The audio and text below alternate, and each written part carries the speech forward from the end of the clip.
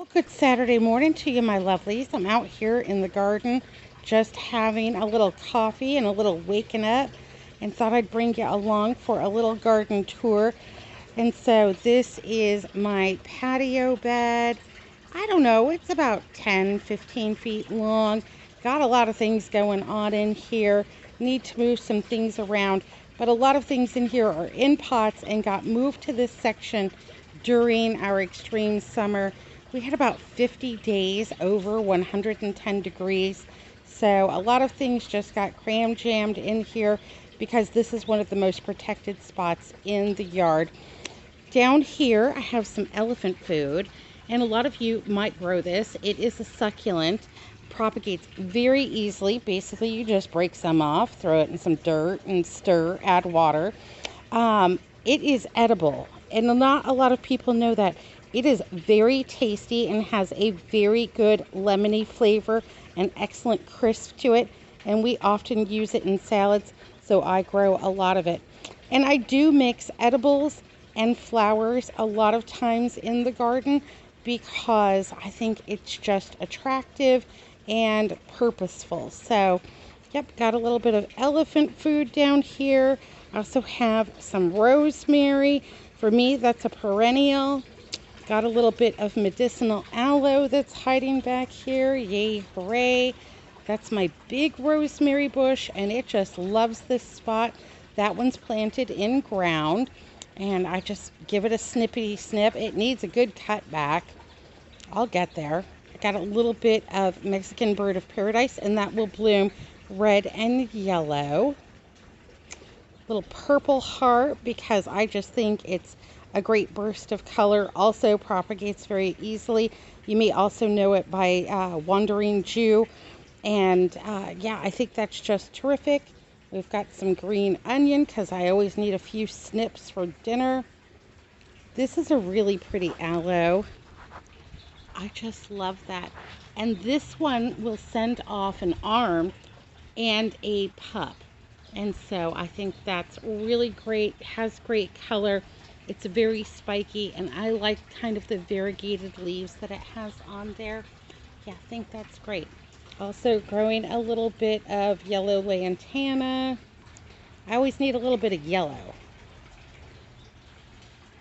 Some more green onion. Some lemongrass there in the back. That one's interesting. So that plant is called a red yucca, but it is not actually in the yucca family anymore. It has been downgraded to the asparagus family. Andrew makes these cute little wind spinners out of soda cans, and yeah, anytime he's in the doghouse, he makes me one of those, so I've got quite a few. Little more Wandering Jew. Asparagus fern, because I just love the texture. I like to vary my textures and my colors, and edibles with inedibles. You just have to remember which is which. Medicinal aloe. This makes a great tea. It's great for a burn, a sunburn, all kinds of things. Native Americans have been using this as part of their, medicine and what have you for eons, and I think that's a great addition to the garden. Little catch-all right there. And some more elephant food. There's a lot of doubles because I'm just always propagating something new. If I can't afford a trip to the Home Depot for something, yeah, just make another plant. That's my basil back there. Some more asparagus fern. This poor peacock. Yeah. So this poor peacock barely survived a windstorm. The legs broke off of it. And I said, "Oh, Andrew, can't you please fix him for me?" So, he got out the welder and fixed it for me. And then added, some vulgarities because, that's, he thought that was funny. It's just Andrew. I have some more medicinal aloe here. Now, these aloes, they propagate by sending out little pups, and then you pluck them out and you pop them into some dirt And these have gotten away from me because I just had a couple of pots, wanted to move the pups off as quickly as possible, and then, never got back to them because, there's always something to do in the garden. And anyhow, I have got to get them out of these pups because they are just about ready to bust the pots, and nobody wants that. Got a little periwinkle. It's almost played out. I typically get 3 to 5 years out of my periwinkle. It's perennial here, also known as vinca, but 3 to 5 years, and then it's seen better days. I have a little deceased member over there that needs to go. There's always something to do. I'm always behind the 8 ball, it seems like. But this is just one little bed that I have going on this backyard. We're on about 1/4 of an acre lot, and oh yeah, some more lemongrass. That's outrageous. And then also in here, yeah, there's a little agave right there. So that I need to take those out. There's about 10 plants in there that I need to just go ahead and separate and get going somewhere else. A lot of these plants were rescues from people's trash, bulk trash pickup, from Home Depot and Lowe's. Sometimes they'll have something, for $1 or 50% off or something like that. Sometimes it's just in their trash bin as a return. And I say, hey, can I have that? Like, yeah, lady, you want the dead plant? Go ahead, take it. I bring it home, water it, add a little fertilizer, try to find a good place for it to live. And, sometimes they live, sometimes they die, but, try to give them a second chance. These pavers came from my friend's pool. He filled his pool in and with dirt because of water cutbacks in the west. And then these were the paver surrounds of the pool, and he busted them up with a sledgehammer, was going to put them out for bulk trash, and I'll take those, absolutely. So, got a little free edging right here that didn't hurt a bit.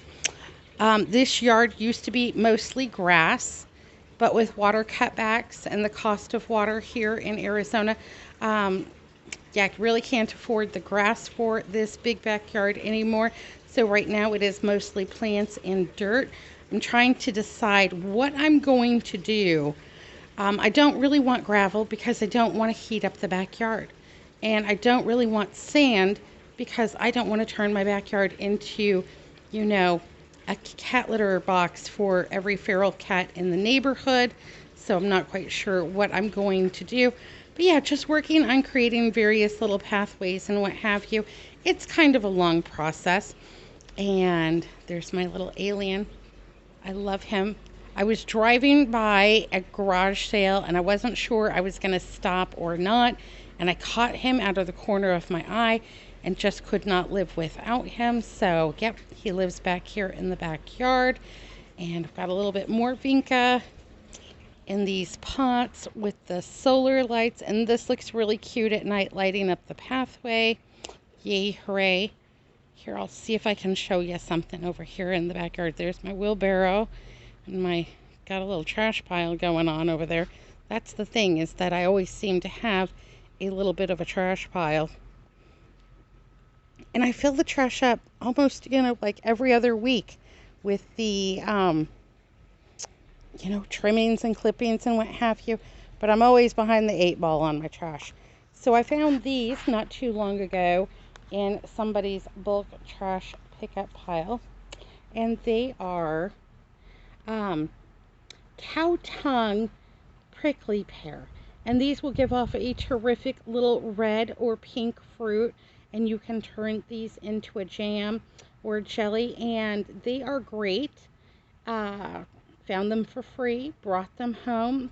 I always have a little box in the back of the Shorty Mobile for all of my found lovelies, my little babies here, my rescues. Anyhow, yeah, you just put them in dirt, add water and stir, and they get going. So, there we go. Those are fun. Little bird bath. Okay, So this is another agave, and pretty much these propagate just like the aloe. They send off little pups, and these are lovely. They're very sharp, and they are used for all kinds of things. The roots are completely edible. Roots are completely edible, and I think these are great. So yeah, to just take those little pups and just put them in some dirt. There you go. That's the thing about most things that are grown in the West, the succulents and what have you. Fairly easy to propagate. A little more elephant food. Don't trip on the roots of my big mesquite. Over here, I've just got some fairy dusters and some purple heart. A little bit of grass popping up. That grass is just, it's going to be the death of me.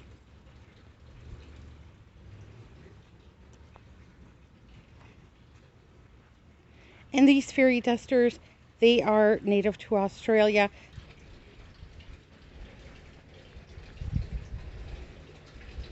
There's nothing going on yet in my vegetable garden because I don't plant until mid-October. There is still a possibility for me to have extreme temperatures even into mid to late October. Okay, and this one is a little bit different. It's still an aloe, but it is a chandelier aloe. It is about 20 years old and just about ready to bust out of this pot too. It's hard to find a tall enough pot for this baby. And here are some of her pups. Let me show you. Yeah, so down here, these are some of her pups. And I just need to go ahead and just pull these right out because they will actually tip the entire plant over. Got a bad stem there. That's all right. I'll mess with it later. Anyhow, so she's got, let's see, 1, 2, 3, 4, 5. Yeah, she's got about 5 babies, and they will make, I'll take them out, put them in some dirt and stir, and they will make another couple of aloe plants for me there. Yay, hooray. Alrighty, my lovelies, well, that is this morning's little garden tour. It's a work in progress. It's different from most of your all's gardens where you live, where you get more than 9 inches of rain. That's how much I usually get on average in a year, is about 9 inches of rain. So, we're just doing the best we can with what we got. Have a great day. Be good, be careful, look both ways, and I'll see you next time. Thanks for watching Crazy But Not Dangerous.